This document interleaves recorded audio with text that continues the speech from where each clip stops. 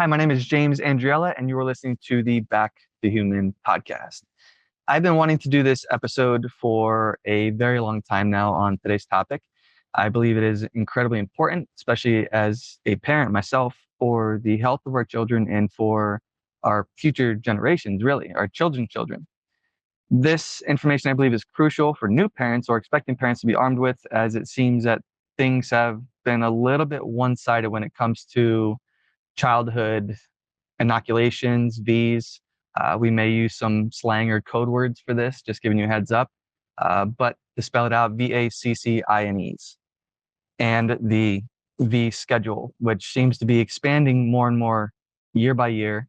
If we were to follow the current childhood V schedule today, children would expect to receive more than 70 of these shots, which I can't really recount, but is way more than I received when I was personally a child. So thankfully, I was able to come across some information, such as the information that would be discussed in this episode prior to my son, Jax's birth, and it gave me the confidence to decline any of these V's or the quote unquote wellness visits.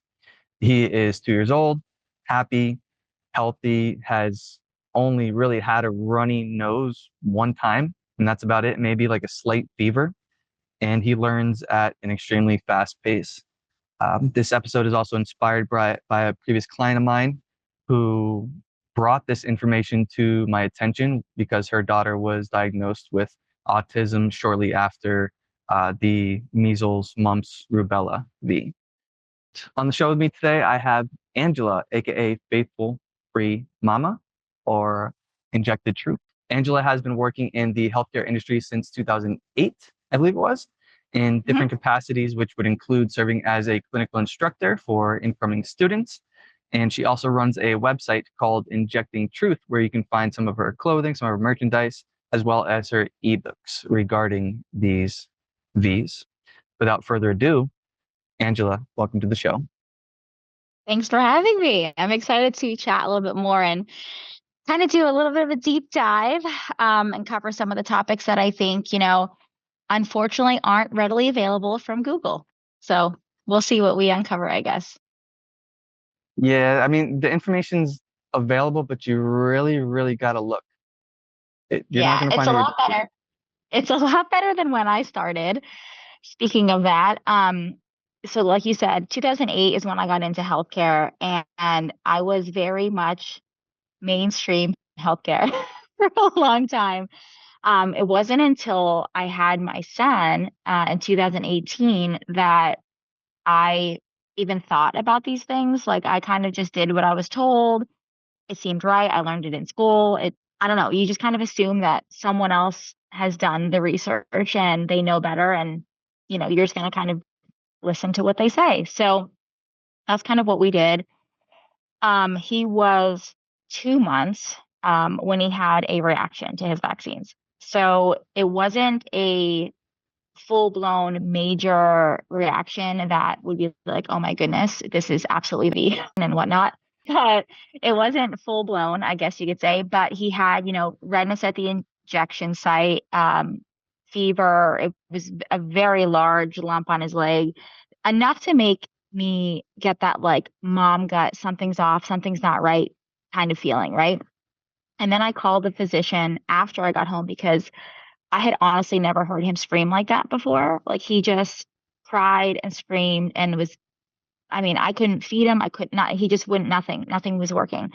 And when I called back, the way they treated me on the phone and made me feel just incompetent as a mom, and that I was a first time mom and I didn't know any better. And I'm the crazy one and it's all normal and fine, raised some red flags for me. And then after that, I called my sister-in-law because she was a more natural person at the time compared to me.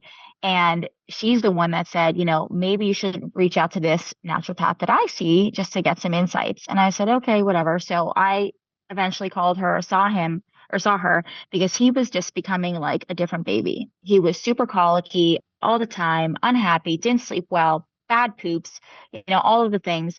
And when I saw her, the first question she asked me was, has he had any V's? And I was like, well, that's kind of a weird thing to ask.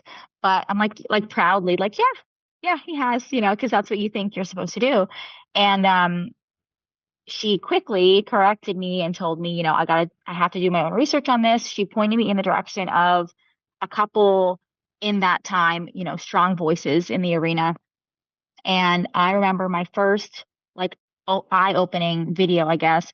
I started watching the docu-series V's Revealed. It's pretty old. Patrick Gentempo, I don't know if you've heard of that, but it is an incredible docu-series. It's like a 9-part, hour-long each video series. I watched it. I cried. I watched it. I cried some more. I was like, this cannot be real, and just learning all of these things unfolding. And then I would look up the people that were talking, and then I read their books, and then I'd read this article, and then I'd find this. And then, like, it was just like you said, you find one thing, and then it's like you keep going and keep going. And the onion kept peeling back. And then all of a sudden I was like, oh my gosh, like how does not everyone know about this? How can you keep this to yourself? And then here I am today. So, because it's like once you know, you can't not say it, right? Not that I'm telling anybody what decision to make, but I just feel like, unfortunately, you're not given both sides to make a decision that you really feel comfortable with. You don't know all the facts, and it's not fair that you find them out later after something happens. You should have that before so you can make a decision, right? That's Mhm. my thoughts. Anyway, that was Now, now, I've actually talked with other parents before that say that they've made an informed decision. So where are they getting their information from? I mean, I have to assume it's the physicians, right? And the physicians are getting it from the CDC. And then the CDC is the one that's making the schedule. So realistically, would they be the ones that set to say, we made a mistake. This is causing harm in this way, right? It takes a long time for that kind of thing to happen. I mean, if you really look back in history, things have happened relating to these that they had to say, we made a mistake. There was an issue here. But any kind of doubt in the program is unwarranted. That's something that doesn't want to happen. So they're not going to push it through to the physician. And the physicians are, I mean, this is nothing against physicians, but they are so inundated with so many things, charting and all the information they have to know. So, like, realistically, they're not spending the time to sit down to read package inserts. They assume safety just like the rest of us did. But when, like, for myself, when I was pregnant with my second and they wanted me to get the DTaP or Tdap, I said, that hasn't actually been pre-licensed safety studied on pregnant women. So I'm not really sure why it's being recommended. It also has high levels of aluminum in it, which, I mean, you're telling me I can't eat a tuna fish sandwich, but you're telling me it's okay to inject something that has worse components in it. And, she looked at me like I was the crazy one. And she's like, well, where is that information from? Where did you hear that? And I was like, I didn't hear it from anywhere. I read it off the package insert. And then, next step is go read the insert. So I think that's kind of like sums it up a bit. Was the Tdap the one that your son got that caused him to scream? Because I'm pretty sure that that's the one that people say it's like nonstop screaming.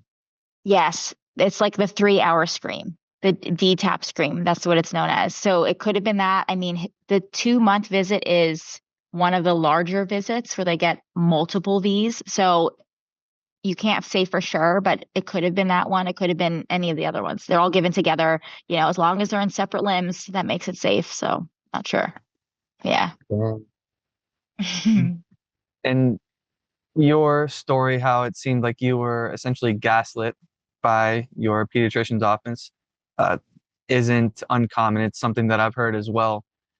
Why do you think that more parents aren't waking up to these type of symptoms? So maybe it's not the screaming, but you said your baby was colicky, I believe diarrhea as well. Like, how are they not making the connection between the two, I in think your opinion? unless it's an immediate reaction, it's not put together typically. It's a coincidence or it's natural. And there's so many things happening to kids, like the rate of eczema is increasing, the rate of ear infections, asthma, autoimmune conditions. All of these things are on the rise. Diabetes, which, I mean, years ago, diabetes was super rare. Now type 1 is all over the place, right?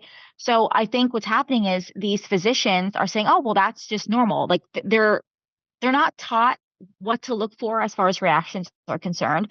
So when a reaction happens, they're not putting it together, and they're just saying, okay, it's fine, it's normal. This is part of life with the baby. They'll grow out of it, or it's reflux, or it's this, or it's that, or it's some other thousand things instead of putting it together. Now, if you give the injection and the baby has a seizure immediately after, then obviously you're going to be like, oh, wow, like that just happened. And even in that case, they might say, oh, it's not related. It's, did you put lotion on before the appointment? It could be something, but like, that's, I think, more of like, oh yeah, it's associated. But when it's 2 months later, 6 months later, autism years later, they're not going to say, oh, that is from that, because it's the time span is so far in between. I mean, personally, that's what I think.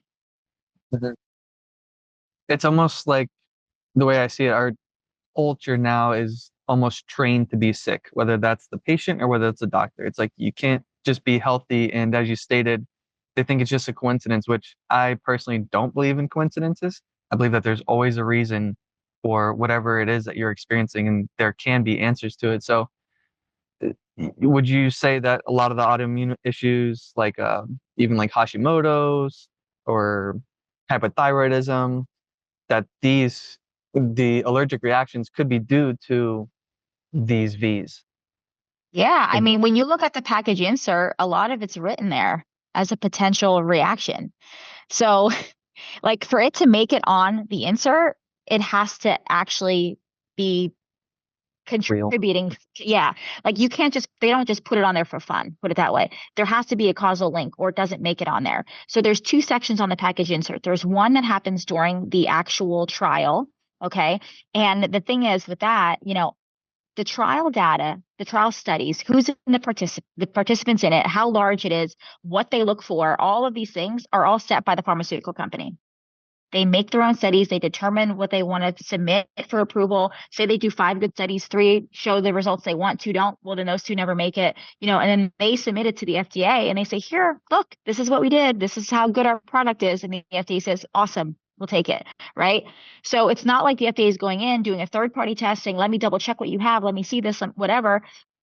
So they say, like, for that one part of the insert, these are what we've seen: fever, redness, the things that you hear the doctor say. You're going to have redness at the injection site, maybe you have low-grade fever, maybe they're going to be a little tired, whatever. That's all there. Then there's another section on the insert, and that's post-marketing. So that's after now they release it to the public. So now they take, instead of that small, healthy group that they, select and who they want to actually have this, it goes out to everybody else in the population. And at that point, once there's enough reports and enough causality, they're going to say, okay, this warrants it being on the insert. So now let's put it on the insert. And then you can look it up. There's actually Children's Health Defense does a really good job. I mean, they have excellent articles, but if you go to childrenshealthdefense.com, you search fine print, the words fine print, the first article that comes up, I think it's from like 2019. It's a little bit dated, but it's still really good. It shows you all the possible reactions associated with different injections so that you can say, my kid had low muscle tone, right? Which is, I think it's called like hypertonic. So you can see all the ones that that's associated with, or seizure, all the ones that that's associated with, hearing loss, whatever. So if you think, I wonder if this is related to anything that my child may have received, you can kind of go take a peek. Hmm. And so we would have to look that up. I've never been to I went to one wellness visit myself. So I have no knowledge if parents are like handed these pamphlets.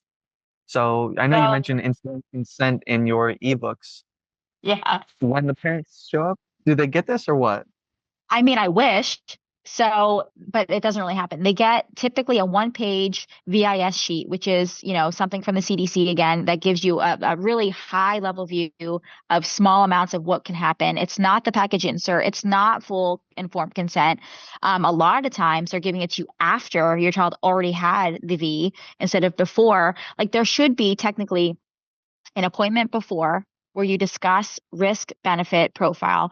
What can potentially happen if you get this?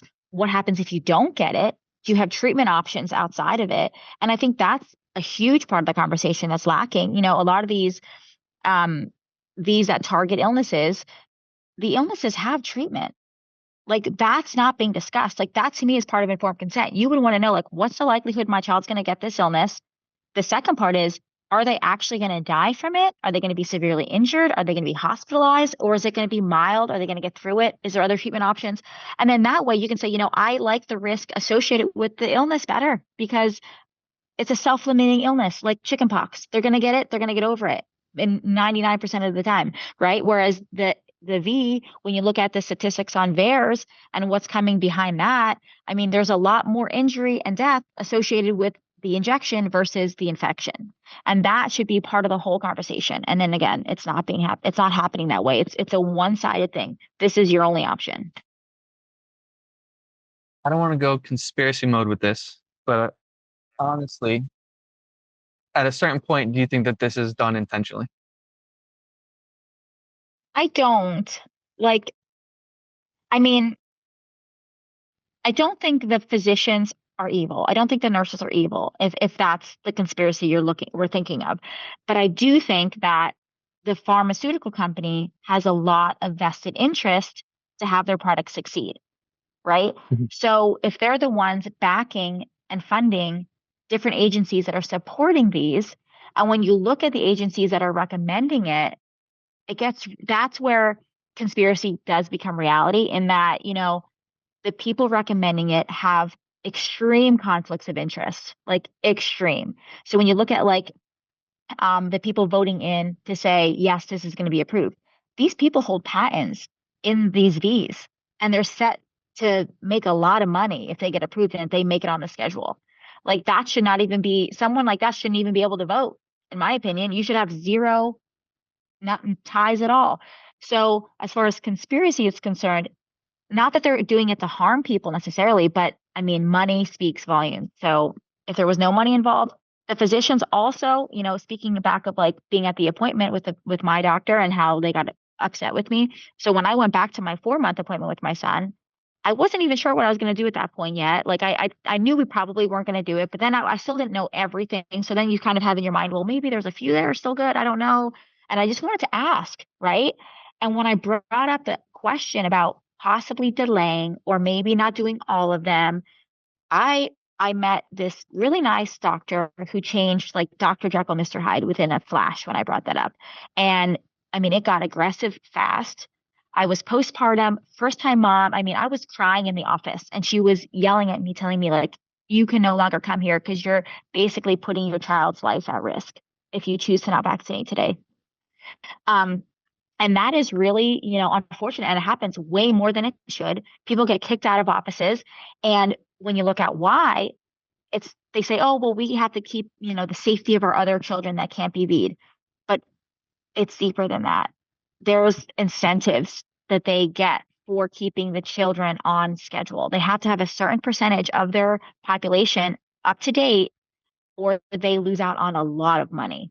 So again, it all kind of circulates back to the money and then they believe that they work. So it's like a vicious cycle, right? Yeah. I would think that at a certain point, you're presented with so much evidence that these are causing harm, or I would hope so anyway, that it becomes a real moral dilemma to keep doing this. But I don't know, you work in healthcare. Have you seen any physicians actually start to some light bulbs come on? I mean, I think there's a little bit of cognitive dissonance where they just don't want to believe it, right? And I mean, I worked in the ER for years and I remember seeing things that clearly were a reaction come in and saying to the physician or the nurse, who's going to report this to VAERS? And some of them didn't even know what that was, which is alarming. And then they would be like, oh, well, this is not that, and I don't know if you have to see a certain amount or one specific case. I don't know what breaks the mold and makes you say, aha. This was because I was actually let go of my job during because I didn't want to do mandates and I was 8 months pregnant and that was another fun time. So, I don't know where everything is at right now in like the hospital setting because I don't work there anymore. But I think that forced people to wake up a little bit more than they were, at least when I was there. So I'm hoping that more are asking questions, but you have to think of it this way too, like if you're a physician that's been pushing these for a majority of your life or anyone else for that matter, you have to say to yourself, like, wow, I was misled. I'm misleading other people, not intentionally, but knowing that you may have caused harm when obviously that is not your goal. You got into this to help people, not to hurt. And then you have to admit that this was something that you could have been a part of. And I think that's a bigger thing to really have to come and confront. Yeah. Coming to terms with that, I'm curious if you think that on the patient side, the parent side, that there's that cognitive dissonance there too, where they don't want to come to terms with the fact that they subjected their kids to potential poisoning. Yeah. I mean, I don't see why it wouldn't be there. Like, people want to say, it's genetics. And I think there is definitely a genetic component to all of this. There's a sensitivity to individuals that have a greater perplexity to having a reaction, right? There's the MTHFR mutation. There's so many different things. Like the saying is, genetics load the gun and the V's pull the trigger type of thing, or the environment pulls the trigger, right? So it's easy for us to say, well, it's genetic. They got this because it's our genes. It's nothing we did. And for a parent to actually admit that it was the V's, to me, is their last option. Because then you have to look in the mirror at yourself and say, I potentially did this. Like and that's hard. Like, even with myself, like, I'm very fortunate that my son that I know has no long-term effects from his reaction. But like, I still feel guilt about that. Like, I feel bad that I didn't look and I just assumed it was safe. But, I tell people, because of my platform, I'm always talking to people that have injured children. You did the best with the knowledge you had at the time. As much guilt as we harbor and hold on to, we need to let it go and just pivot, know better, do better type of situation. Use the knowledge that you have to make better choices moving forward, and share the knowledge you have. Because, if somebody would have come to me, I don't know if I would have listened or not, but I would have been grateful that someone tried. Yeah. So. Yep. Yeah, you mentioned like once you know this type of stuff and you know the potential harm that's behind it, you can't keep your mouth shut. So my fiance, she doesn't necessarily like that I talk about this stuff so much. Plus, it's kind of got me censored on social media quite a bit. But I'm like, it really weighs on my heart. And then it's like, if I don't say something, I have a friend that's about to have a child soon. And meanwhile, he's in another state. I haven't talked to him in a little bit, but I'm like, brother, I know it's not my responsibility. It's not my decision for you to make any of the decisions that I want you to make for your child. But I feel called to share this page with you. And I shared your page just hoping that you would take a brief look. Granted, I don't know if it's going to do anything. I imagine that parents have already kind of made their decision at this point when the baby's doing like a week or two. But I mean, it's just, I don't if I don't know. say something, I figure if I don't say something, then it's like I was a coward. I kind of pussied out. So Yeah, and that's you just don't me. know though. You don't know where they're at. You don't know if they're questioning and they can't find it. Because, like, personally, what I did, which is so embarrassing, but like, before the appointment, it was like the day before, and I'm like, maybe I'll just do a quick search just for fun. And I like Googled, like, do bees cause autism? Which is so awful. But that's what I did. And like, everything came up like, no, Wakefield, blah, blah, blah. And I was like, oh, I'm fine. Right. Because I didn't know. I didn't know what I didn't know. I didn't have the information. So to me, I don't care if the baby was just born or 2 days before, or they just found out they were pregnant or whatever. Like, bringing the information, there's never a wrong time, in my opinion. I'm extremely forward, so I get you there. But how I do, I guess, the information to people, is, I like to meet them where they're at. So sometimes I'll say, if you're pregnant, think about things like you're researching what diapers to have, what bottles to use, what mattress to buy. Something else you may not have thought of, but have you looked into these? And like, just put it on the forefront, make them think about it, because again, sometimes it's not even on your radar, right? You don't even think about it till you have that little baby and you take him to or to the doctor's office, and then you're like, man, this makes me uncomfortable. I would say probably 90% of parents that go to a well visit feel uncomfortable holding their baby down and letting them do that. Like, it's not natural, right? You get that gut feeling like this is wrong. And maybe they just don't know where to find the information. And then if they go to that appointment, this actually happened to me. I had a friend who I talked to, about V's, and she's like, well, her husband's a pharmacist. Go figure. And she's like, I don't know, we're probably going to do some, but we're not sure yet. And I was like, okay, go ahead. She took the baby to the 2-month appointment and felt uneasy, decided to say, can we just put a pause on it? They reacted aggressively, which made her feel more uncomfortable. So then afterwards, she called me and said, maybe now's the time to talk. So Mm. you just don't know when they're going to come back to you because they know you're the one with information, right? And then the second part of that I like to talk about too is, instead of throwing the book at someone, like once you start researching, it's like you just want to tell everybody everything. Like all the things. Like I know this and I know this and this is, did you know this? Right? And you're getting off on all these tangents. But when I'm speaking to somebody, I like to find out why they want to do it first. So then I could talk to them about that specific thing, right? So if they say, I want to do it because polio, I want to do it because they're safe, or whatever the reason, then you can say, well, did you know XYZ? And then here's a reference. And that's kind of Mhm. how I do it. And then again, it starts to peel back the onion for them.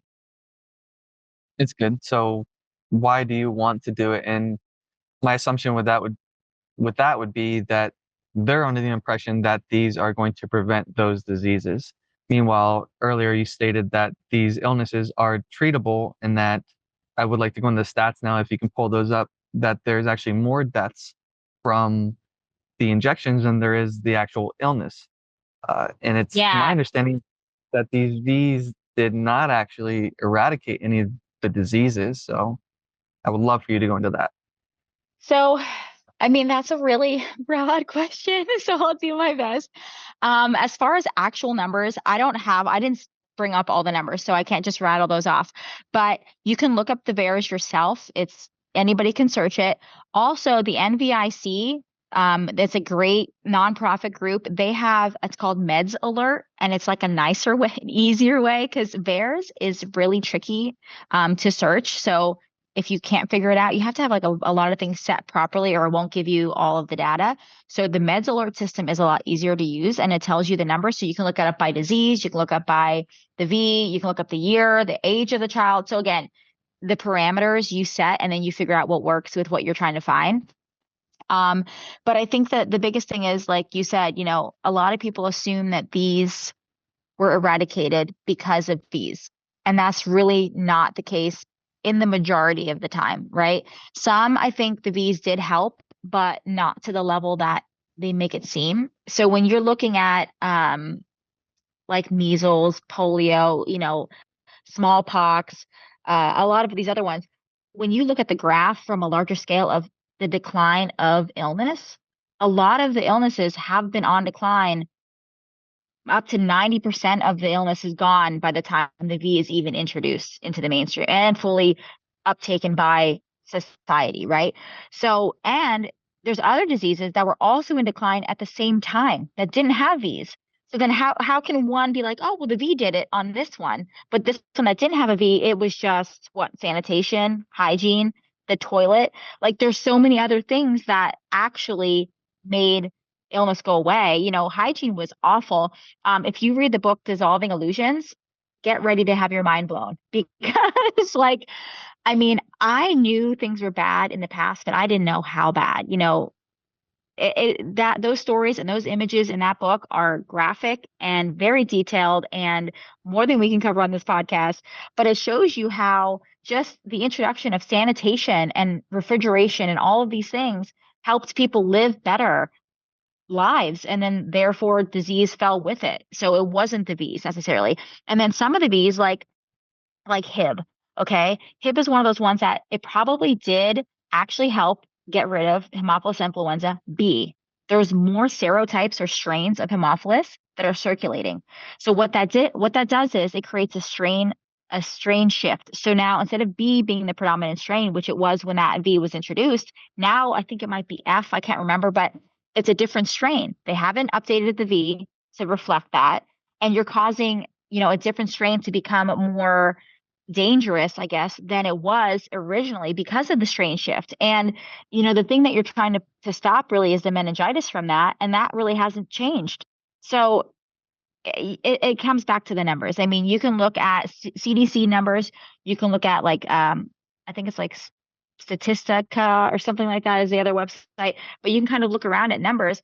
And the important thing is when you are looking at numbers, you want to make sure they're numbers for the United States, if that's where you're living, because sometimes the numbers that you look up are world numbers. So when you look up the polio and it looks like there's so many polio cases, well, they're probably looking at other countries. They're not looking at what's here. We don't have polio here right now. You know what I mean?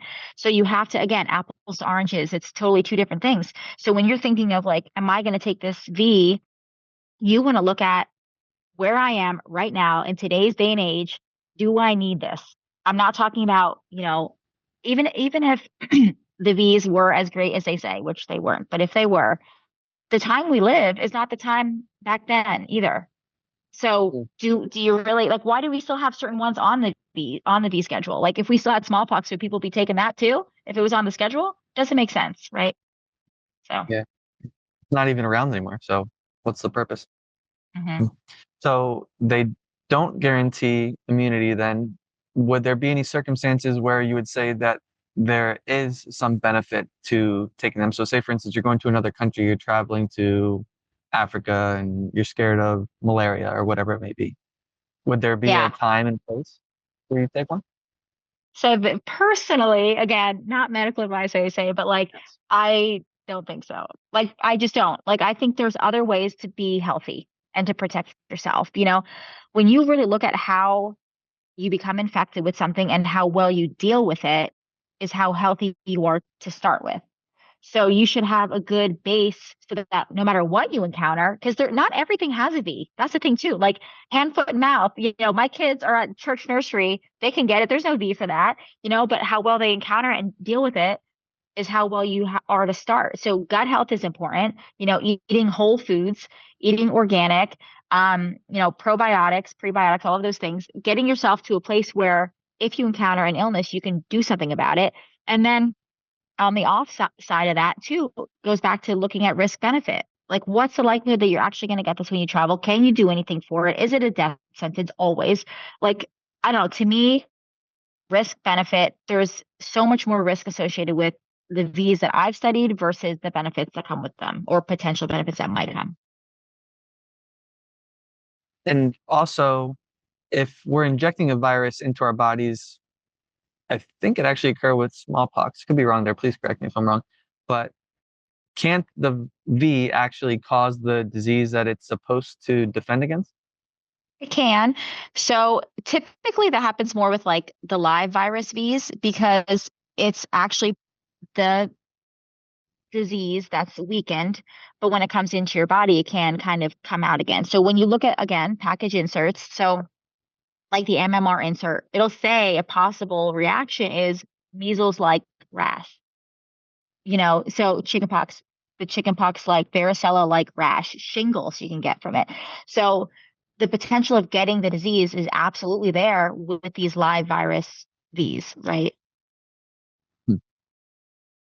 And what would be some of the ingredients that are in these V's? What is because I know all of them are a little bit different, but if you had to say there's like one worst ingredient, or just what are the ingredients that are in these V's? Um, I mean, it depends what you want to have injected. I don't think any of them are good, but I mean, there's a slew, and like you're right, it depends on the V. They're all different, so you can't kind of like blanket term it. You have to look at the insert, look at the excipient summary, which is like the parts that are smaller that are still in them but not listed on the package insert. So that's like a whole nother thing. But there's formaldehyde, there's aluminum, which aluminum is really rough. There's MSG in some of them. There's aborted fetal DNA fragments. There's fetal bovine serum, which is, baby cow blood. Monkey kidney cells. Mercury is still in some of them, which is known as thimerosal. There's foreign proteins. There's retroviruses. There's polysorbate 80, which is also alarming. Herbicides like glyphosate. I mean, just the Kellogg's debacle. Like I mean that there's so much. There's pig viruses. I mean, the list goes on. Formaldehyde, I'm pretty sure, isn't that what they use to embalm cadavers? Yeah, yeah. And they'll say, oh, well, it's a small amount, but it's like you're injecting it. To me, I don't care how small the amount is. It's being injected directly in your bloodstream. So like one of the arguments with aluminum, for example, Yeah. you'll be told there's more aluminum in breast milk than there are in these V's. And while that's true, okay, first of all, it shouldn't even be in breast milk. It's an environmental thing that should never happen anyway. But yes, it's in breast milk. But when you inject something versus ingest something, it's again two different things. When the baby's eating and drinking breast milk and it's being ingested, 99% of that is getting flushed through the body through normal digestive tract, right? Right. Whereas injected, you're getting 100% of that into your bloodstream. And there's been studies that have shown that it doesn't just leave the body because they're saying, oh, well, it leaves the body. Don't worry about it. No, it doesn't. It's meant to stick around. The reason aluminum is in these is to elicit an immune response, right? Because when you inject just a dead virus or, an attenuated virus, it's called, your body doesn't really do anything. It wouldn't really cause much of a response in your body. So they have to put something in there, an adjuvant that's going to create a response.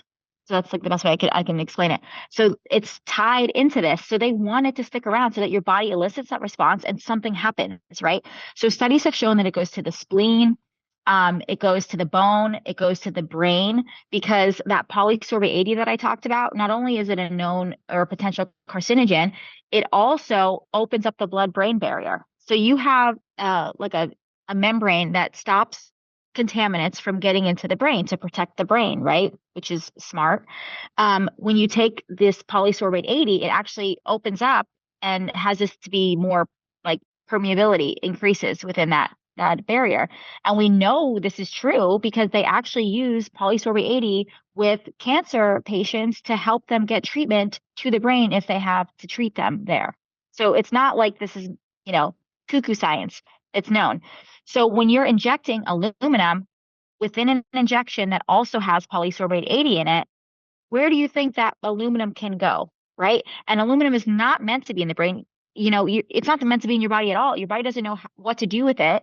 And that's why it kind of gets put in these weird places and it stays there. And it's just not supposed to be there. So, and it's a known neurotoxin. Yeah. After my son was born, even though I already made my decision, I just wanted a little bit more confirmation bias, I suppose. So I went on this binge trying to just look up all these articles to support my decision, just in case anyone was following me. And I came across a few that stated that aluminum in the brain was uh, found more in people that experience autism or that were diagnosed on the spectrum. So there's no way the polysorbate 80 and then the aluminum combined, which would be in one V, that's an actual thing. Is there any way to get it out afterwards that you know of? I mean, so Dr. Christopher Exley, he's known as Mr. Aluminum. He's been studying aluminum for a very long time. He says the only way that he knows to get it out is with silica water. I forget how much you have to drink, but it's like what's in Fiji water, Fuji. I never that square bottle of water. That's what I'm talking about. Yeah. He said that.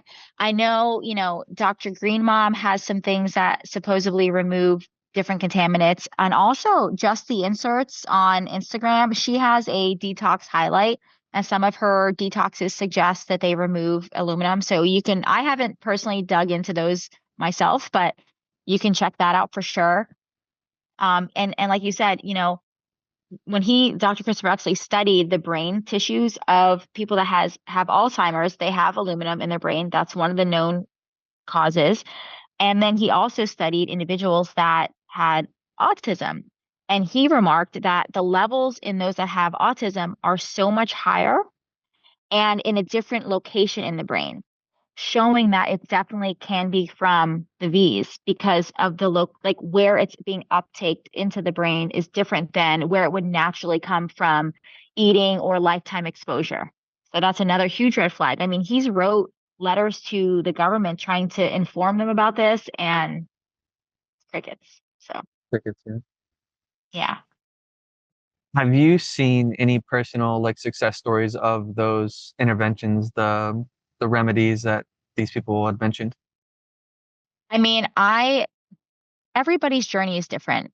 So it's hard to say because I don't think, as much as I wish there was like a one size fits all, or like take this spray or use these drops or do this, I don't think that that's how it works. I mean, your best bet, if you really need to detox, if you feel like, whether it's aluminum or some other heavy metal, I mean, there's other heavy metals in these V's too. It might not just be the aluminum, right?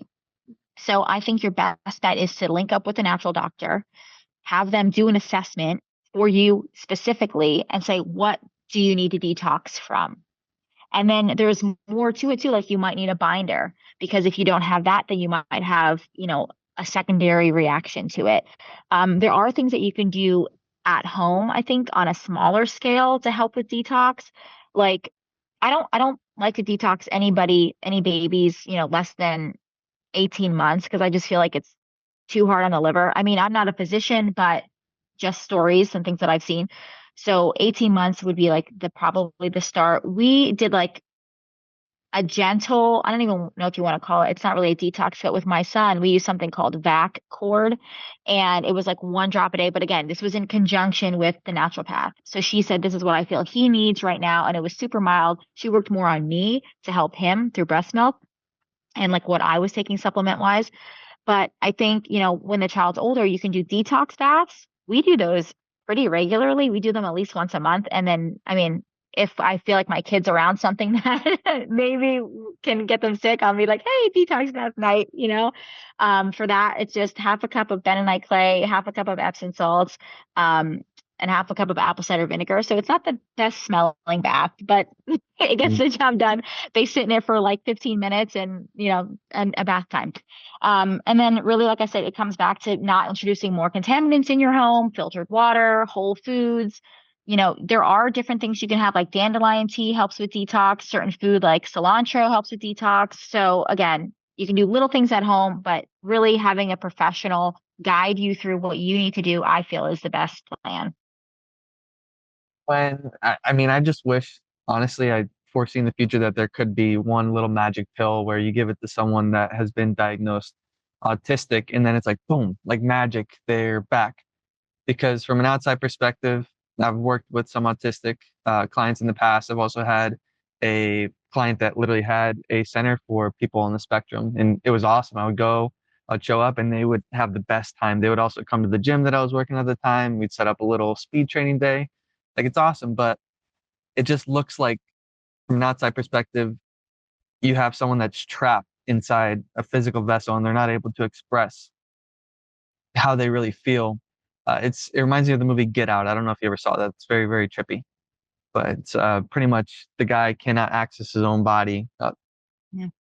I'm gonna butcher it, but I saw a brief documentary. I think it was called Spellers, where people that were on the spectrum, they could communicate. No one knew this, but then all of a sudden, once they started to pick up on these patterns, they were able to actually communicate. It's like there is someone in there, and I can only imagine the amount of pain and suffering. Meanwhile, I don't know because I'm not in those shoes, but from an outside perspective, that's what it looks like. So, what would you say the correlation between the V's and autism is compared to something that is inherited? Is it possible to inherit this? I mean, like I said, it comes down to, I think, environmental triggers really being the factor. And even if a child is born and has autism, that's around 25% of the time. 75% or more is regressive autism. So that means they were normal until they weren't, right? They were meeting milestones, they were doing all of the things, and then they started to regress. Like that to me is not something that you're born with. You'd either have it or you don't, right? Again, I'm no specialist in this, but from what I've looked up, I mean, that is huge red flags. The autism in that way comes after V's, not before, right? Because they're regressing after. We already talked about the high level of aluminum in the brains of those that have autism. There's been so many studies too about, autism is basically prolonged inflammation of the brain. And it's having basically your body fight against itself within the brain. So what do these do? They create inflammation, right? So we're causing a problem that we know can potentially lead to something else. I mean, even there was a case back in V Court, this was years ago, Hannah Poling. So I don't know if you've heard of that case or not, but she was awarded a settlement based on her injury, and they concluded that the V's led to her mitochondrial disorder, which then led to her autism.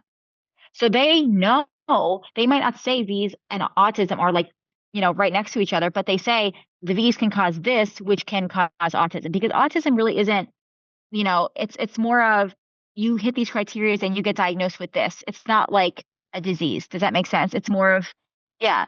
So it's hard to kind of put that into the scope of how this can be caused. Then also what we look at is immune activation events.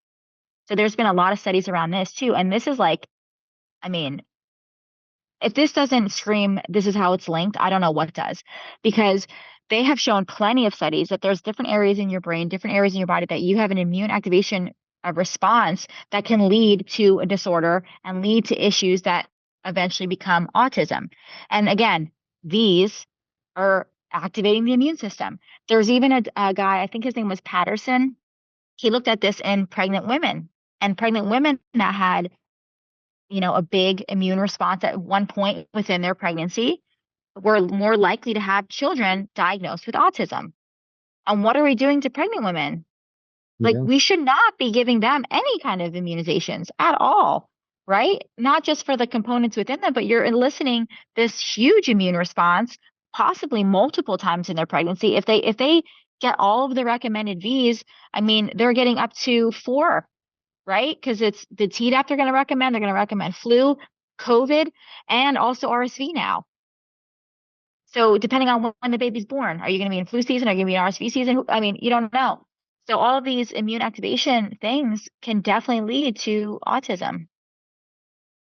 So they're trying to give them, granted, I don't know this because we went with like a midwife. We weren't really going the conventional route. So they're recommending these women receive these V's while they're pregnant in order to protect the child or themselves or both. They say it's to protect the child. I mean, RSV, they say it's to give maternal antibodies so the baby's protected, right? Then they say Tdap is because whooping cough. Everybody's afraid of whooping cough, right? Especially right now. And they say, you get it as a mom, you're going to give the protection to your baby. But this is another one that, like, once you go down the rabbit hole for this, it's like, oh my gosh, why, why? So I think it might have been 2011. I could be wrong, but there was a whooping cough outbreak in California, and they got the brilliant idea that maybe we should start recommending this to pregnant women because maybe that will stop with the whooping cough outbreaks, right? With the babies, they'll protect the babies and then they won't get sick and da da da. But there was no preclinical trials to assess safety there. Like I talked about earlier, they just recommended it on a hunch, did it. Other groups said, "Oh, this looks good. Let's start recommending it everywhere." And next thing you know, now it's commonly recommended without any pre-licensure safety trials on the pregnant population, right? There have been studies that looked at this to say, okay, well, what kind of immunity is being given to the baby if the mom's getting this V? Well, what it showed was pretty alarming in that you're getting some protection, quote, protection up to about 2 months. And then right around then, it quickly drops all the way back down to no protection. So you're taking all this risk to possibly have 2 months, if that, of protection. And then all of a sudden it drops down. And then the even more alarming part is if you actually want to get your child immunized and get them their own primary series, now it blunts the uptake of them and any kind of immunity that they might get on their own because of you getting it as when you were pregnant. So it takes up to 2 years for them to actually mount their own response from the V's because of the pregnancy immunization, right? So it's totally throwing everything off. And then the other side of the coin with that Tdap or DTaP, they're really the same thing. It's just which one's the higher antigen. But that one doesn't even stop infection or transmission. So why are we doing it to begin with? There's these commercials. I don't know if you remember this. This was like a long time ago, but there's a commercial where there was like a grandma holding a baby and she turned into a wolf. And it was like, don't let grandma be the big bad wolf. And she's like coughing on the baby and getting the baby whooping cough. And they're like, even family members, like it's called cocooning. Even family members get the V because you're going to protect everybody. That is like the worst thing you can do. That to me, that's the worst thing you can do because if this doesn't stop transmission, it doesn't stop spread. What it does is it makes the symptoms more mild. So now you think, oh, I just have a little cold, or I might even have the sniffles. I'm fine to go visit baby, or I'm fine. Now you go visit baby and you are the sheep or the wolf in sheep's clothing because you're giving the baby something that you don't realize you have because you got V'd and it's ineffective, right? It's not stopping the spread. It's making it more mild, but you still have it. You just don't realize it because you don't have the traditional symptoms of what whooping cough would look like. And the even more alarming part of this is when you get this V. So this is an acellular V, right? So it's not the full toxin. It's not the full germ. We used to give wholesale back in the 80s, and it was causing a lot of brain damage. It was causing a lot of issues. It's one of the big reasons why we even have the 1986 Act. So anyway, the part about this is um, when you get this, you're priming your body incorrectly, right? There's something called original antigenic sin. What this is basically however your body encounters an illness for the first time, whether it's wrong or right, is how it's going to respond moving forward when it encounters that same illness. Okay. So because you're priming your body the incorrect way with this V, instead of natural immunity where you get the toxin, it settles in your lungs for about 2 weeks, then you start with the cough and it lasts a long time. But then you have nearly lifelong immunity from it. So if you encounter it again, you won't get it. The V is not the same thing. You're trying to trick the immune system to say, oh, you have whooping cough, but you don't. It's from a V. Now your body's not primed correctly because it's going to get that illness again and again. Because of the way it's primed. And they've actually shown this through a baboon study where they V'd certain baboons. They didn't V some of them. They had some that had natural infection and they exposed them all to pertussis because that wouldn't be ethical in humans during a trial, but they could do it to baboons. And they showed that the ones that were V'd still got the illness and they spread it to the unV'd baboons asymptomatically. Oh, isn't that the case where you can actually shed whatever V? Yes. Yeah. So this really wouldn't be shedding per se. It would be an asymptomatic spreader. So you would be getting the illness, thinking, "Oh, I have a little cold. I have the sniffles. It's not whooping cough," but then you spreading it around everybody because you don't really realize it. And then now, because you're primed wrong, you're set up to get this illness again and again and again indefinitely. Once you V for this, there's no way to like take that away. And that's the whooping cough Yeah, one? Tdap or DTaP. Yeah. Shedding would happen more with live virus Vs. So, like, if you got something, you can shed it through, like, they might shed it through urine, through saliva, through feces. It just depends on what you got. And I mean, within like rotavirus package insert says it's found in stool up to like what I forget the date range, like 20 days, 21 days. But some of them actually say it in the insert, or just like after the MMR, they say don't go around people that are immune compromised because you could potentially be shedding this to somebody that's immune compromised. So we already know that that happens. And then when you look at, outbreaks of different illnesses, often it's from a VID person. Meanwhile, people are in tatters or they're fearful if you're not V'd or if you send your kid to school unV'd, that Mhm. they're going to get your V'd kid sick. Backwards. Speaking to that, the one thing I always think of, so like I was once uninvited to a party because because they're like, we don't want you to come if your kid's not. And I was like, listen, whatever. But you have to think of it this way, as an adult, like we talked about earlier in this podcast, the schedule today is not the schedule that we had when we were children.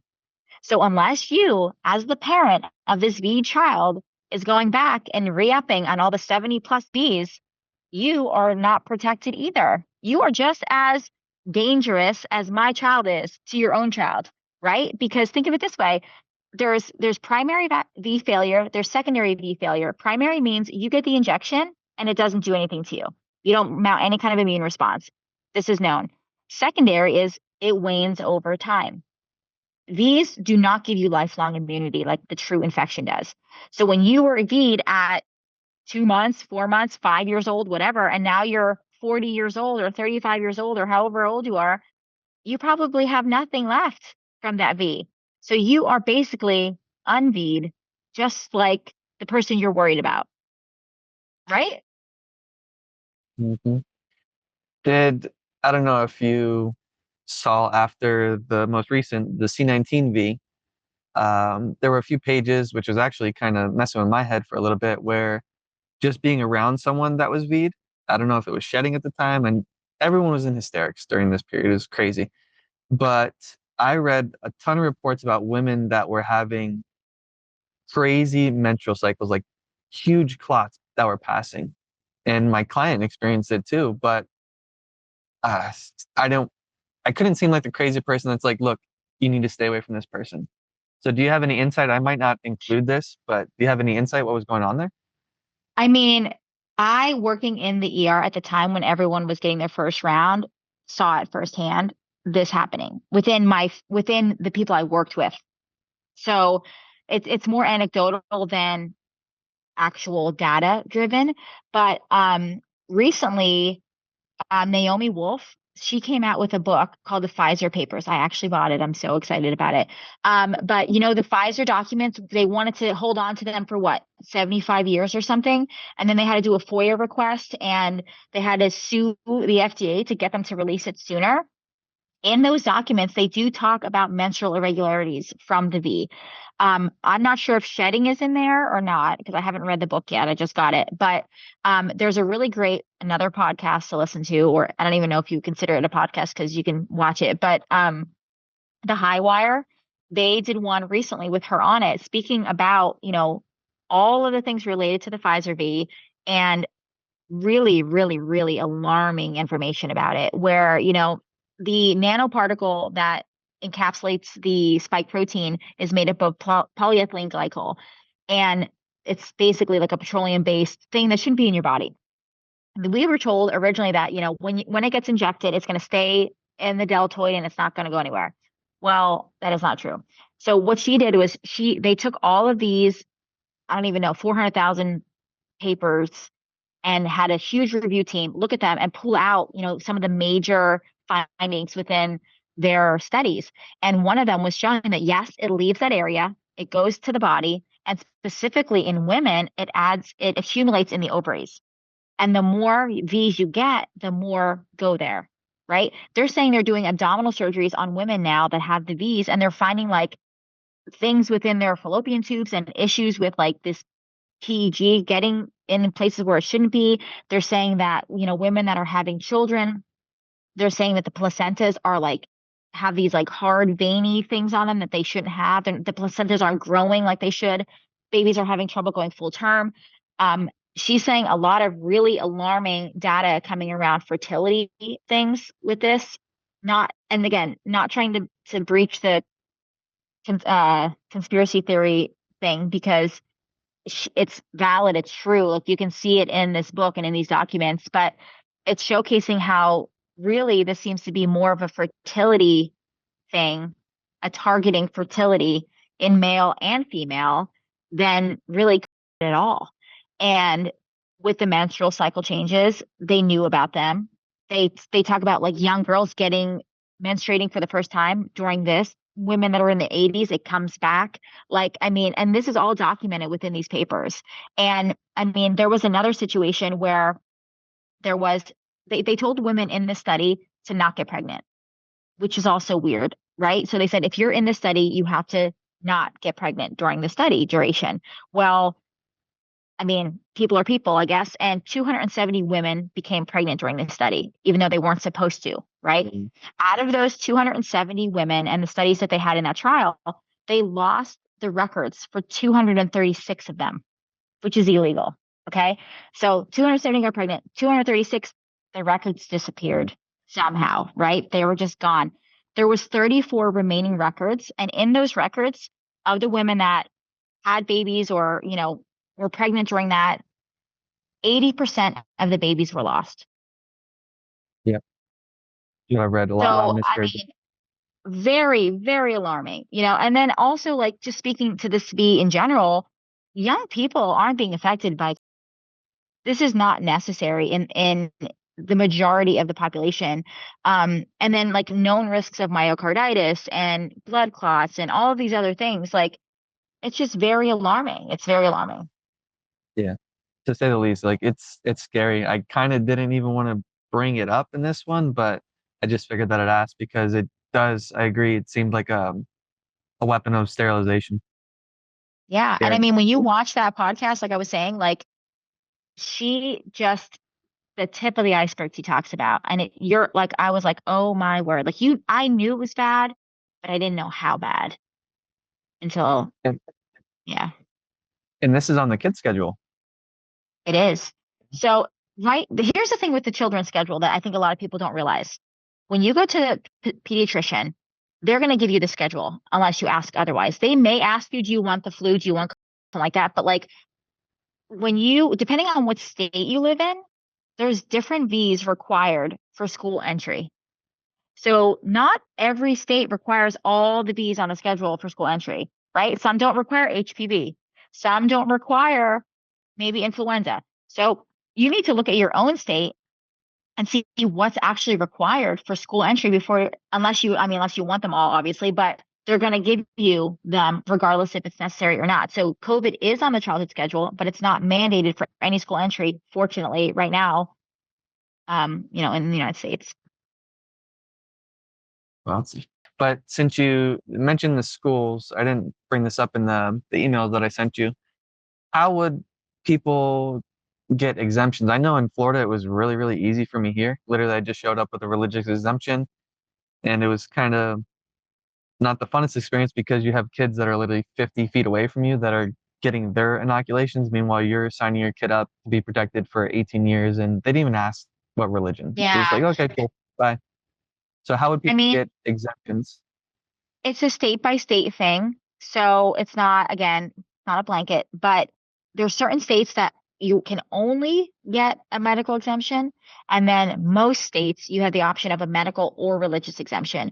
And the religious exemption, it doesn't mean that you have to be a specific religion, which I think people don't realize. Like if it's a strongly held or like they say sincerely held religious belief, those are like the terminology that you should use, that right there, sincerely held religious belief. If your belief is that you shouldn't be V'd and it's your belief, then that's your religion. Like it's very open, right? And then the states that have religious exemptions, you can go to your state health website, you can search exemption, immunization, religion, whatever, and see what comes up if there's paperwork. If you're not sure, ask the school if they have paperwork, right? That would be my second. I would go to the state health website first. Also on my page, I'm not sure if it's the Injecting Truth page. I have two pages because of the Oh, censorship.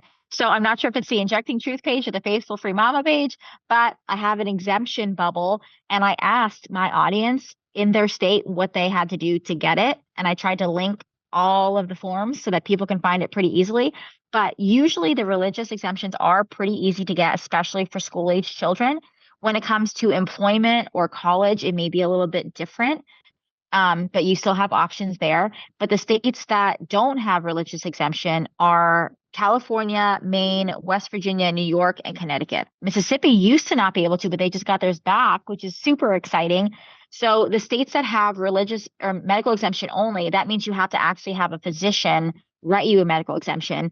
Um, I know that Connecticut, New York, and California are really difficult. So that can be challenging for sure. If you want more insights on these, feel free to reach out to me personally on my page, and I'll kind of help you with who I know in your state if I know of anybody. But yeah, that's kind of the avenues you have. honestly, you're doing God's work. This is amazing stuff. Yeah, God's calling. Now, earlier in the episode, you said that the illnesses are treatable. So, and then just with the fact that the V's kind of wane off, or the primary, what was it called again? Primary and The secondary failure. Yes, yes. So they may not even be doing anything for you, and it seems like it'd be better if you actually contracted whatever disease or infection that it was to build up your immunity. So, say for instance, you do get chickenpox, or your kids do experience these illnesses. What would be your preferred treatments? Not medical advice. What have you seen work? Yes, not medical advice. I mean, everyone's different, right? So there's some I obviously don't want my children to have, like meningitis. Nobody wants that, right? There are antibiotics for that, if you have the bacterial kind. But again, comes back to risk benefit. So the likelihood that you're going to get meningitis is super small. I mean, an outbreak, when you hear the word outbreak, maybe it's just me, but when I hear the word outbreak, I think like a lot of people, like the movie Outbreak with the monkey in the yellow, outfits and whatever. An outbreak for meningitis is like 2 or 3 cases, like because it's so rare, right? So it's not like these gigantic numbers. So again, I wouldn't want my child to get that. If I suspected meningitis, then I would seek medical care for that for sure.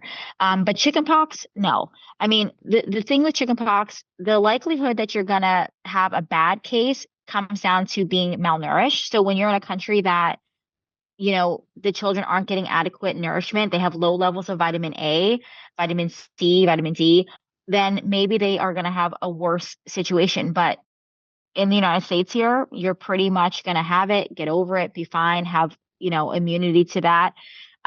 You can supplement with vitamin A. We use cod liver oil in my house like every day just to have because it's good for, neurological support, synapse support, also illness. Vitamin C is another huge one. We use the sodium ascorbate powdered vitamin C. So we take that whenever we feel a sickness coming on.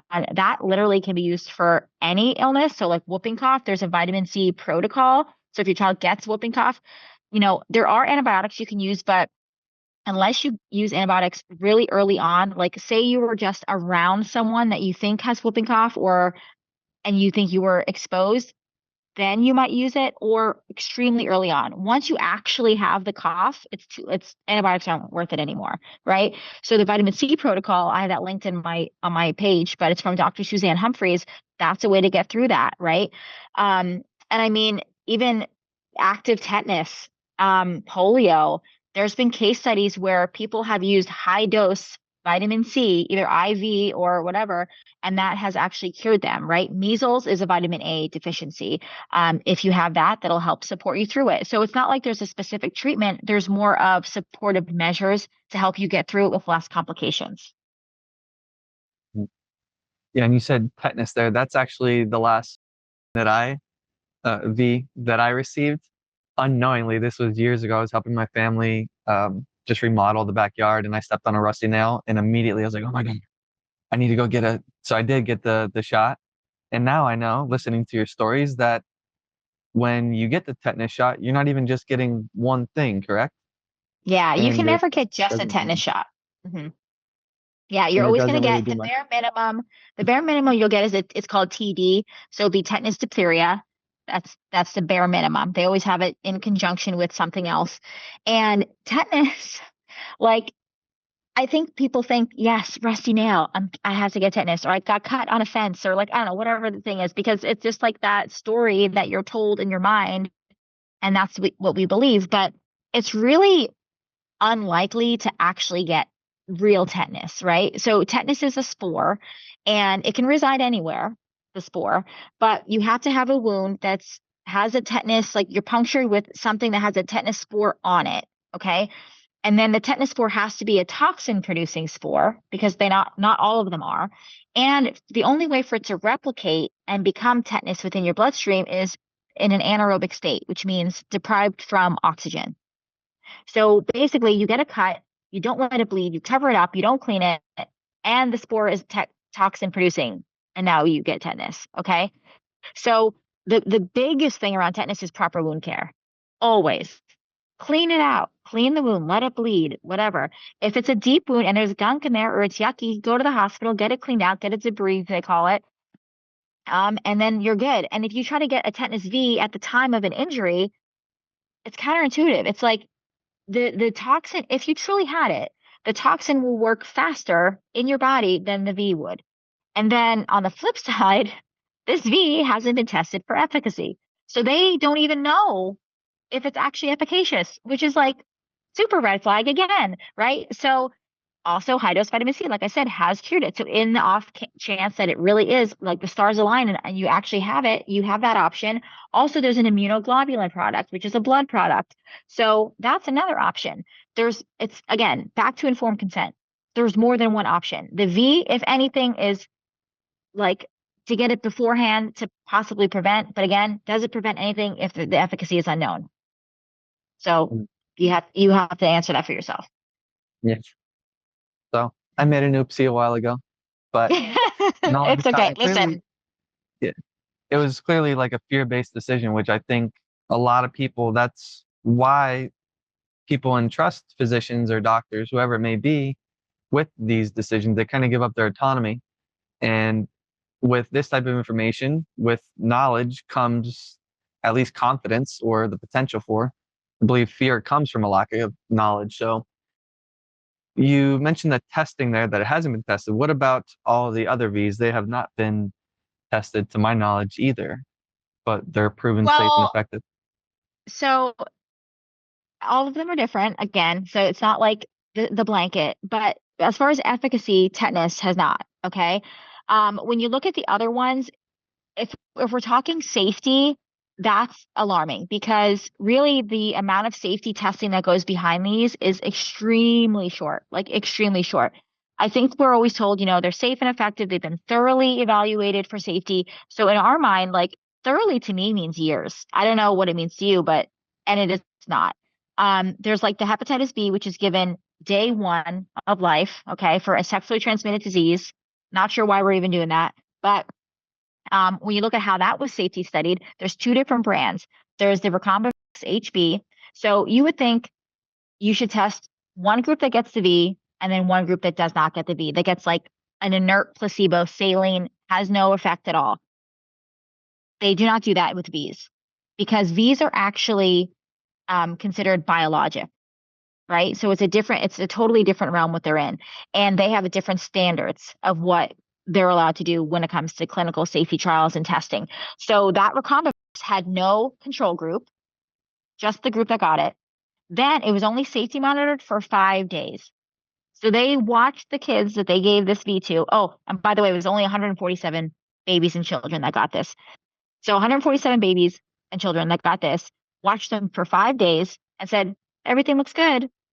And that was the end of that, right? Then we worry about post licensure safety studies that come out, and if someone reports to VAERS, right? So if something happened on the 6th day, a baby died on the 6th day, a baby had a seizure on the 6th day, unrelated, unrelated to the V because we stopped looking after 5 days, which is hard to like. There's a whole nother section, 13.1, I believe it is, and in that section they say we have not evaluated this V for its effects to cause cancer, to have any issues on fertility, because they don't do long-term safety studies on any of these. You're lucky if you get 6 months safety studies. Most of them are a couple days. The other hepatitis B brand, which is Energex B, was only safety monitored for 4 days. Even worse. So how could we say that these babies that are born that are given this V day one of life and then all of a sudden have some kind of issue didn't come from that? We don't know. There's no way to know, right? Polio was 48 hours tested for 40 safety is monitored for 48 hours. DTaP was 30 days, I believe. Hib, I think that one might have been 30 days as well. But you can look on the package insert and it'll tell you how long the safety monitoring period was. It'll say safety monitored for X amount of days within like the graph and like all of the things that came from it. So redness at the injection site, things like that. But to me, that is not safe. I like when you look at other drugs like Lipitor, I mean, that was studied for, I think it was like almost 5 years. And on the flip side of this, I don't know if you were going to ask me this, but I'm just going to kind of combine things. But on the flip side of this, the safety, if there is something that goes wrong, you probably think, well, I could sue the manufacturer, right? Like if I am injured, if something happens, I at least can have retribution for what happened to me. No, you can't sue the manufacturer. You instead have to sue our own government. The manufacturer isn't liable. The doctor that gave it isn't liable. So to me, what incentive does the manufacturer have to make a safer product if they know they can't be sued if they injure you or cause death? There's nothing there. And then when it comes to efficacy, like I said, that's the part that is also alarming because you think, well, you know, after the V's been out and licensed, it's been around for so long. I'm sure there's not that many injuries. We would hear about it, but again, another story there. But the efficacy is challenging. Like I said, tetanus, they haven't checked for efficacy. The polio, I mean, polio is an injection, but really the polio illness is like a retrovirus. So it's in your gastrointestinal system. So that's why the OPV, which is the oral polio that's given in other places, is actually makes more sense because when you inject somebody, you're not priming them in their intestines like you need to be, right? Because that's the route of this illness. Pertussis, we talked about, you can still give it, you can still get it. Diphtheria, you can still give it, you can still get it. Influenza, I mean, influenza is really bad. It has a fail rate of like 40 to 90% on any given influenza season, right? What? 90? Hepatitis B, yeah, hepatitis B, they say is 72% effective, and that's when it's given to a baby that the mom has a known hepatitis B. But again, we're giving this to all babies. For what reason? If mom doesn't have hepatitis B, your baby's not going to be going out doing some sketchy activity day 2 of life, Yeah. you know? So Yeah. yeah, it comes back to really knowing what you're doing and why you're giving it. And then, you know, like you said, knowledge is really important. So if you're going to research the V's, and you say, okay, well, this V can cause this. This is the death rate for this. This is the risk for this. And you have all of these things laid out.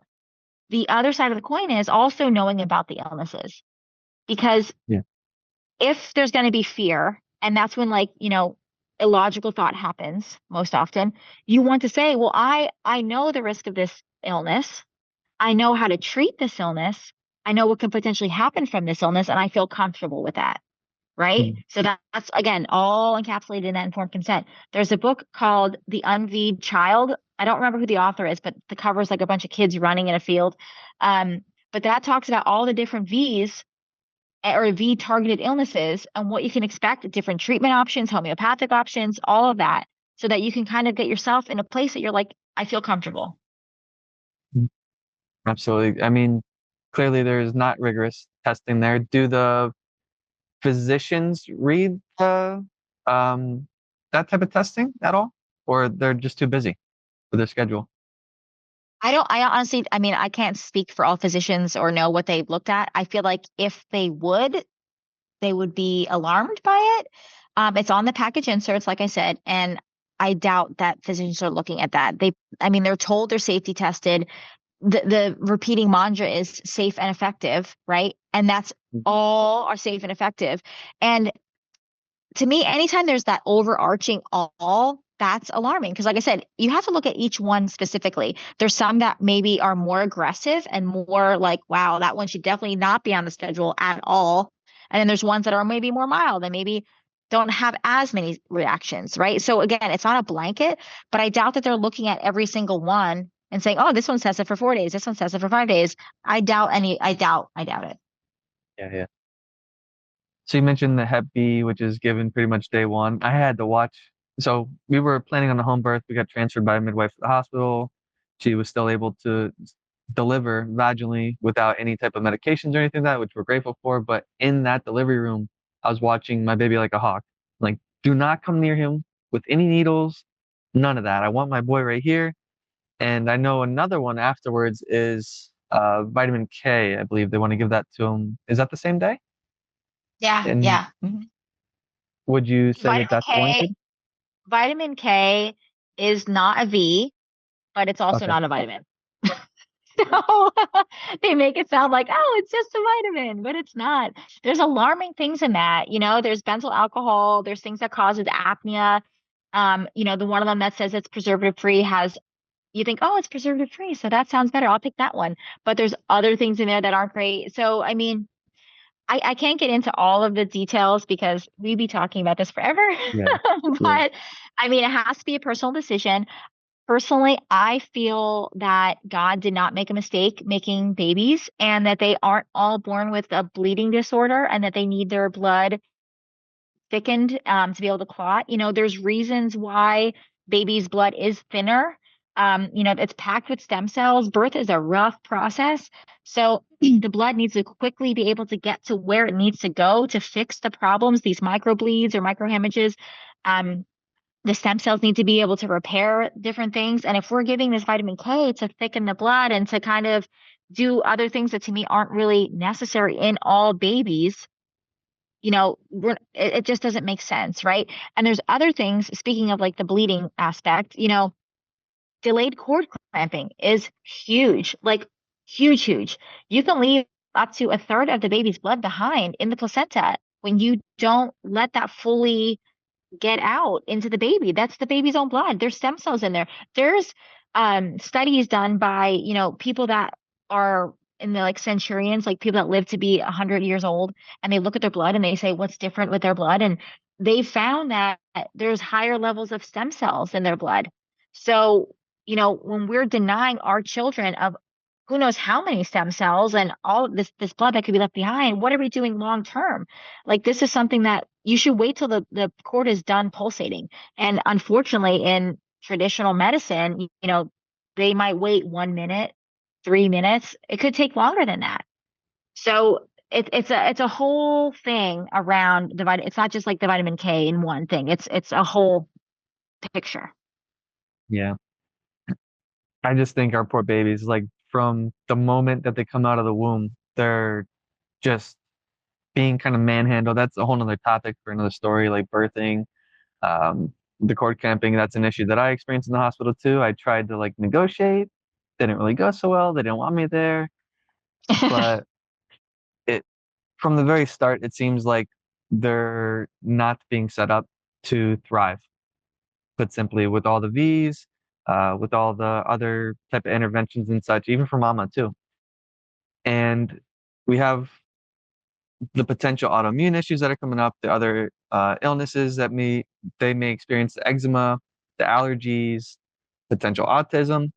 But the worst one, honestly, would be putting your child to sleep and then coming back to their crib, or if you're co-sleeping, they're no longer with us. So what is the correlation between these and SIDS that you know of? Yeah, I mean, well, for one, SIDS is listed on the insert of the DTaP V as a potential adverse event. So for them to say there's zero relationship, I'm not sure how they can even do that because it's actually listed on one of the V's, right? 9 out of 10 SIDS deaths occur within the 2 to 4 month window of children, right, of age. And guess when we get the highest level of these? Between 2 and 4 months. So again, like they said, like correlation is not causation, but when something keeps happening again and again and again, when is the point where you're saying, well, this is related, right? There has to be a point, a threshold where you're saying this is the time. There was a study done, I think it was done by Neil Miller, where he reviewed SID cases that were put into VAERS. So VAERS is the V injury reporting system. Okay. There was like 2,600, I think, reports of SIDS in there, and 58% of them occurred within 3 days of getting a V.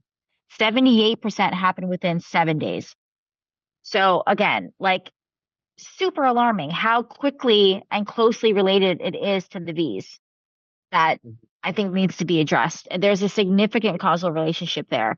And then you'll hear like a lot of these stories with kids that have SIDS. It was like, well, we just had them at the pediatrician and they said they were fine, right? And then this happens. I mean, the stories that you hear from parents again and again start with, we were just at the pediatrician's office for the well visit. It's really, really disheartening. Yeah, devastating. And on that binge, when I found the articles with the aluminum, I came across some research was like SIDS never really went away. Uh, like the numbers never went down. They started telling people, don't let your baby sleep on their stomach. That's what causes it. They need to sleep on their back instead. Meanwhile, if my kid didn't nap on his stomach, just himself, there was no way that he was napping when he was that age. Like that's the only way that he would sleep. Mhm. Uh, so what I found that they did was they actually changed the cause of death on the death certificate.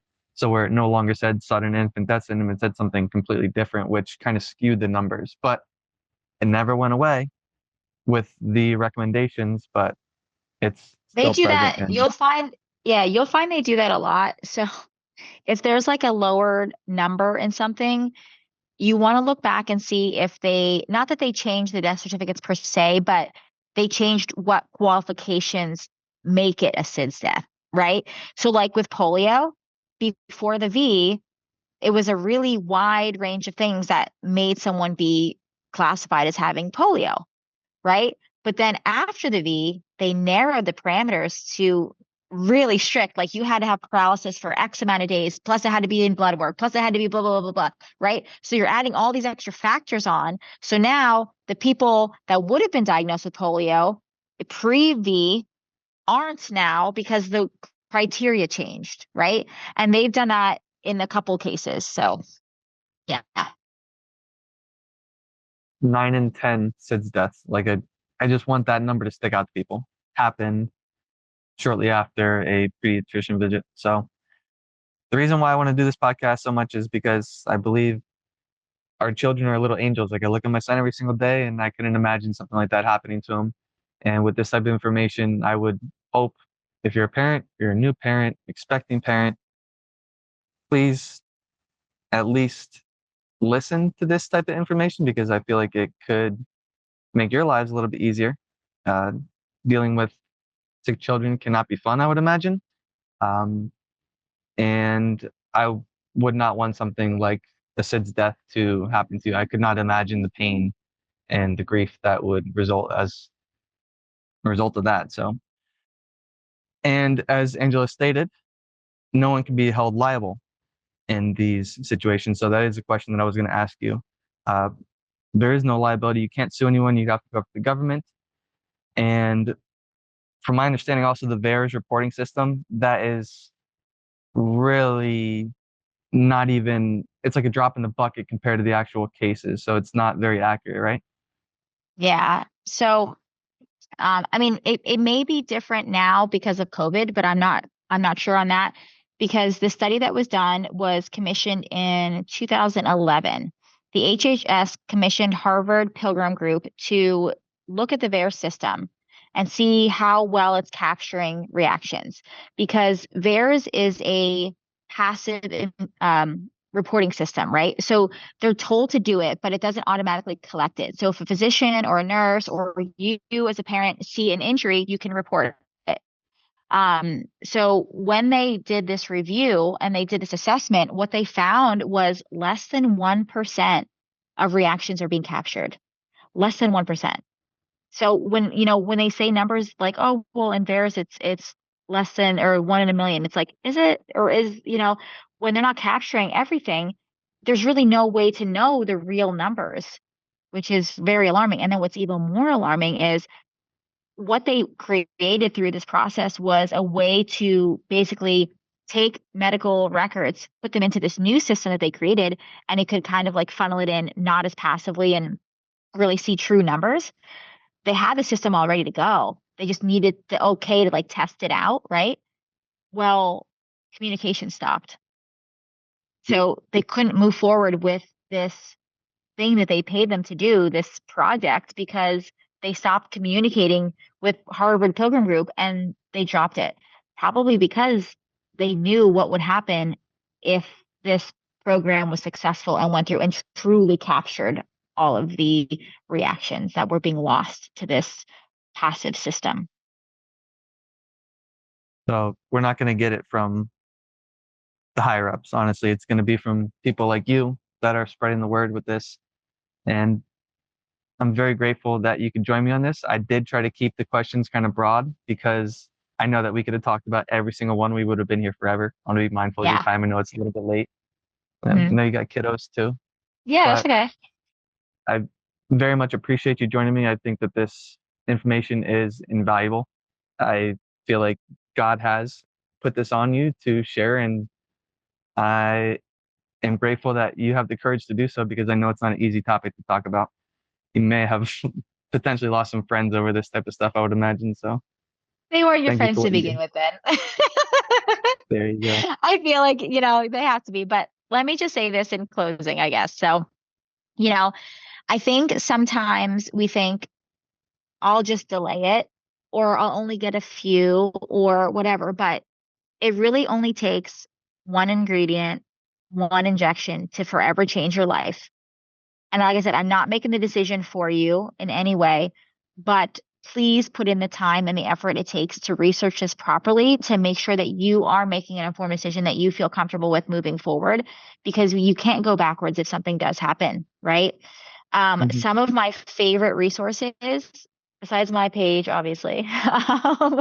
Justy Inserts is amazing. I love Circle of Mamas. That's another really good one as far as like websites. And then Ashley Everly has V.Guide. That's another good one. Books, the To Be or Not to Be by A. M. Antonio is probably my absolute favorite one for everyone to have. It's very thorough, very an easy read. Dissolving Illusions is for like historical past V's to kind of know your history, but there's plenty of resources out there. There's plenty of ways to find the information. Take the time, do the work, and then make a decision that you're comfortable with after doing the research. Awesome. I agree. And you could always feel free to visit Angela's site, Injecting Truth. On there, I personally purchased the Informed ebook. She also has purchased pretty much everything on there. The diphtheria, pertussis, tetanus, and she has a free guide as well, a quick guide, the common V myths on there that you can look into if you are actually interested in more detailed information regarding each of these V's, because it is all in there. So, right. Well, where can people find you? I know you have the Faithful Free Mama. Yep, I'm on Instagram. That's really it right now. So Cool. I'll eventually dive into other things, but I have mama duties right now. So faithful_free_mama. Good luck finding me. You have to type in my full name because Instagram isn't my fan anymore. And injecting.truth on Instagram. So I have 2 different pages with different content in there. Perfect. Thank you so much. And to any of the listeners, if you have made it this far, I'm very grateful for you for listening. And if you're a parent that has also experiencing any type of issues post wellness visit, your child has been injured, I would honestly love to hear your story. I would love to kind of make this compilation of any of your stories, because as Angela mentioned, and in what I've experienced from other people as well, if you go back to the pediatrician's office, you tend to be gaslit and maybe not taken too seriously. So I would love to share your story, as I know that would be powerful and potentially help someone else in the future. So Angela, again, I'm very grateful for your time. Thank you for all of the information that you put out there. Thank you for all your courage. And thanks for having me.